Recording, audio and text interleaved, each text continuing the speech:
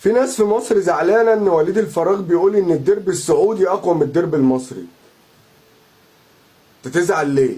ما هو الديربي السعودي فعلا اقوى من الديربي المصري، يعني الاتحاد والهلال والنصر اقوى من الاهلي ومن الزمالك ومن بيراميدز.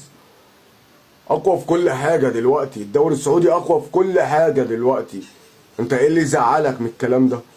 الراجل قال كلمة حق. يعني ايه اللي يزعل ان فرقة فيها كريستيانو وساديو ماني وتاليسكا، وفرقة التانية فيها بنزيما وفابينيو، وفرقة تالتة فيها الاهلي السعودي كمان ما موجود فيه فيرمينيو ورياض محرز فرقة تقيلة قوي يا جدعان. انت فاهم يعني ايه فرقة عملت جابت لاعيبة من الدوري الانجليزي ومن الدوري الاسباني وبتلعبهم دلوقتي في الدوري السعودي؟ انت عندك شك ان الدوري السعودي اقوى من الدوري المصري؟ يعني الناس دي يا جماعه بتتفرج على كوره منين؟ يعني بتتفرجوا من ورا التلفزيون؟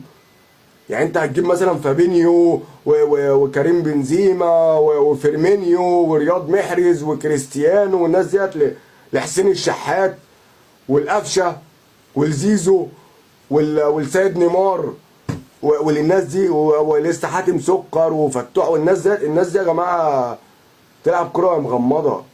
الناس اللي في الدوري السعودي دلوقتي ديت تلعب كوره وهي مغمضه. انتوا جايبين الناس جابت لعيبه من الدوري الانجليزي ومن الدوري السعودي. البطوله العربيه كانت كل العالم بيتفرج عليها علشان اللعيبه اللي فيها. يعني مش هتيجي بقى تقول لي لا اصل الاهلي والزمالك اقوى من النصر ومن الهلال لا طبعا. دلوقتي لا طبعا. السعوديه يا جدعان كل كاس عالم موجوده فيه. انت كل 27 28 سنه بتخش كاس عالم. عقلوها يا جدعان، عقلوها، احنا تعبنا.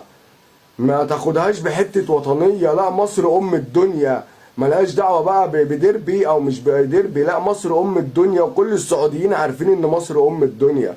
ملهاش دعوة بقى باهلي وزمالك ونصر وهلال.